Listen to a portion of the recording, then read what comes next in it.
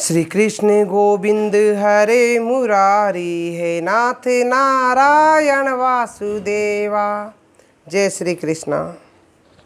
फिर देवहूति अपने पुत्र से बोलती है, हे प्रभु, मैं इस इंद्रियों की लालसा में, मैं इस इंद्रियों की इच्छा पूर्ति करते करते बहुत थक गई हूँ, बहुत ऊब गई हूँ।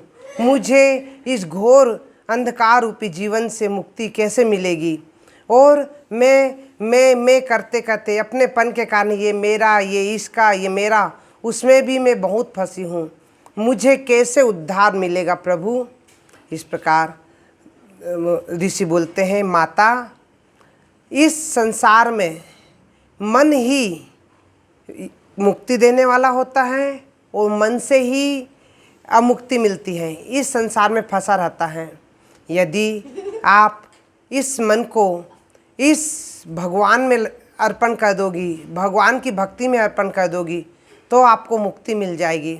और यदि मन को इस संसार के मोह माया में फंसा लोगी तो आपको कभी मुक्ति नहीं मिलेगी। जो व्यक्ति ये बोलता है, ये मेरा पुत्र है, ये मेरा घर है, ये मेरा व्यापार है, मैं शब्द जहाँ आ जाता है, उसे कभी मुक्ति नहीं मिलती है। उस मैं के चक्कर में वह पड़े रहता है। यदि मुक्ति चाहना है तो ये मेरा तेरा छोड़ दो और श्री हरि विष्णु भगवान के शरण में मन लगा लो, तो मुक्ति मिल जाती है। और माते, इस दुनिया में जो प्रारब्ध में आपको मिल चुका है, यदि आप उसमें ही संतुष्ट रहोगी तो इस घोर चक्र से मुक्ति मिल जाएगी। तो माता बोलती हैं, किस प्रकार बेटे, मुझे अच्छे से समझा दो। तो प्रभु बोलते हैं, हे माते, यदि किसी व्यक्ति के पास टांग नहीं है, पाँव नहीं है, तो वो दौड़ते हुए व्यक्ति को देखता है तो बोलता है कि काश मेरे पास टांग होती तो मैं भी दौड़ता, खेलता। और उसके पास जब टांग आ जाती है तो वो सोचता है कि अरे, ये साइकिल लेकर जा रहा है, काश मेरे पास साइकिल होती। और जब साइकिल मिल जाती है तो सोचता है, काश मेरे पास हीरो होंडा होता, साइकिल चलाते चलाते टांग दुख जाती है, मैं क्या करूं? हीरो होंडा में फूट लेनी, तुरंत चले जाओ कहीं भी और आ जाओ। अब जब हीरो होंडा मिल जाती है तो कार वाले को देखता है तो बोलता है, अरे कार होती तो मैं कार में बैठ के आराम से जाता, बरसात पानी मेरे ऊपर नहीं गिरता, भीगता नहीं। जब कार आ जाती है तो बोलता है, अरे कार से कहाँ जाना, हवाई जहाज होती तो ऊपर से उड़ के कहीं भी चले जाओ। और यही व्यक्ति के पास नीचे वालों को देखो, जैसे यदि व्यक्ति हीरो होंडा ले जा रहा है तो वो कार वालों को मत देखो, वो साइकिल वालों को देखो कि ये साइकिल में जा रहा है, मैं तो अच्छा हूँ इससे, कम से कम हीरो होंडा में तो जा रहा हूँ। और यदि साइकिल है तो आप पैदल व्यक्ति को देखो कि ये पैदल जा रहा है और मैं साइकिल में जा रहा हूँ, मतलब मैं इससे अच्छा हूँ, कम से कम मैं साइकिल में तो जा रहा हूँ। और यदि आप पैदल जा रहे हैं तो आप सोचो कि कई व्यक्ति ऐसे हैं जो चल नहीं सकते, घोड़ी से चलते हैं, आप उससे अच्छे तो हो, कम से कम आप अपने पाँव के जरिए कहीं भी आ जा तो सक रहे हो। इस प्रकार यदि व्यक्ति नीचे, अपने से नीचे वालों को देखेंगे तो हमेशा सुखी रहेंगे, और यदि अपने से ऊपर वालों को देखेंगे तो व्यक्ति हमेशा दुखी रहेगा। इस संसार में व्यक्ति दुखी क्यों है? क्योंकि वो हमेशा अपने से ऊंचे वालों को ही देखता है। इस कारण वो हमेशा अपनी इंद्रियों की पूर्ति, इंद्रियों की लालसा की पूर्ति के कारण लगा रहता है, वो दुखी रहता है। वो हमेशा आदमी को चाहिए कि जो अपन को मिल गया है आप उसमें ही संतुष्ट रहिए। यदि किसी के पास झोपड़ा है तो आप ये सोचिए, हमारे पास झोपड़ा तो है, बरसात पानी से सुरक्षित तो हैं। जिनके पास झोपड़ा नहीं है वो कैसे रहेंगे, कहाँ रहेंगे? वो आप महल वालों को मत देखिए, आप इस दुनिया में महल वाले भी दुखी है, झोपड़ा वाले भी दुखी हैं। क्योंकि वो दुख खुद ही बनाते हैं, वो दुख का कारण खुद ही है। मन की इंद्रियों की लालसा के कारण व्यक्ति दुखी है। इस कारण आप हमेशा प्रारब्ध में जो मिल गया है उसमें ही संतुष्ट रहिए। मन को चंचल मत होने दीजिए। मन को आप भक्ति में, भगवान की भक्ति में लगाइए, तो आप हमेशा सुखी रहोगे, आपको मुक्ति मिलेगी।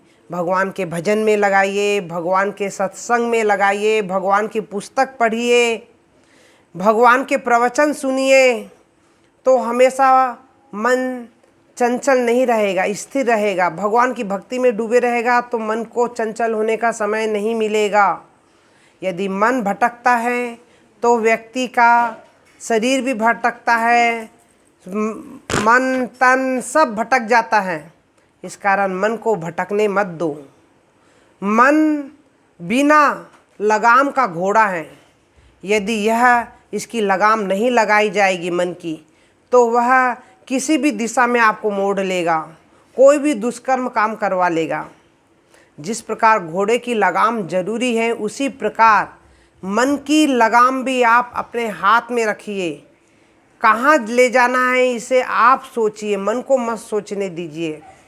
मन यदि सोचेगा तो आपका अनिहित ही होगा, आप अंधकार में ही जाएंगे। इस कारण मन में लगाम लगा के रखिए। इस कारण बोलते हैं कि महापुरुष हमेशा मन चंचल नहीं होने देते हैं, मन के लगाम लगा के रखते हैं। अब माता बोलती है अपने पुत्र से, हे पुत्र, ये अष्टांग योग क्या है, मुझे समझाइए। तो कपिल मुनि कहते हैं, हे माते, अष्टांग योग वो सभी योग हैं जिसमें आप जो पुराणों में लिखे हैं उसके अनुसार आचरण करिए। अपने आचरण को भटकने ना दीजिए, इधर उधर भटकने ना दीजिए मन को। आप पुराणों के अनुसार अपना आचरण कीजिए, भगवान में भक्ति लगाइए। जो प्रारब्ध में है उसे ही पाकर सुखी महसूस कीजिए। और माते, अष्टांग योग के बारे में मैं बताता हूँ। एक आसन लो। प्रभु कपिल मुनि के रूप में आके अपनी माँ को अष्टांग योग की शिक्षा देते हैं कि एक आसन लो, सुखासन, जिसमें आप आराम से बैठ सके। उस आसन को बिछा लो और आप उसमें पद्मासन में बैठ जाइए और अपनी रीढ़ की हड्डी को सीधी रखिए और आप योगा शांत, अपने मन को शांत करने के लिए गहरी सांस रूपी योगा कीजिए। इस प्रकार 5 मिनट ऐसा हो जाएगा। उसके बाद आप अपनी आँखों को मूंछ लीजिए, आँख को बंद कर लीजिए। उसके बाद आप श्री हरि विष्णु का ध्यान कीजिए। श्री हरि विष्णु का ध्यान करने से उनके मुख का ध्यान कीजिए, मुस्कुराते हुए मुख, जो हरि विष्णु भगवान मुस्कुरा रहे हैं। और फिर उसके मोर मुकुट का ध्यान कीजिए। कानों में कुंडल चमक रहे हैं, श्याम वर्ण है उनका, गुलाब की पंखड़ी के समान लाल लाल होठ है और वो मुस्कुरा रहे हैं। वे 4 भुजाधारी हैं, जिनमें एक हाथ में चक्र है, शंख है, गदा है, कमल है और वो पीताम्बरधारी हैं। जिस प्रकार कमल की जो अंदर में पराग, पीत वन के पीले कलर के पराग एकदम सिल्की होते हैं, उसी प्रकार श्री हरि विष्णु भगवान के पीताम्बर एकदम सिल्की है। वो उड़ रहे हैं, हवा से उड़ रहे हैं। उनके पाँव में पायल है, हाथों में कंगन है। इस प्रकार आप मन से उनके बारे में सोचिए और उनकी आप पूजा कीजिए। पूजा में आप हर वस्तु हीरे जवाहरात, आप तो ऐसे तो चढ़ा नहीं सकते हीरे जवाहरात, क्योंकि बहुमूल्य है वस्तु है।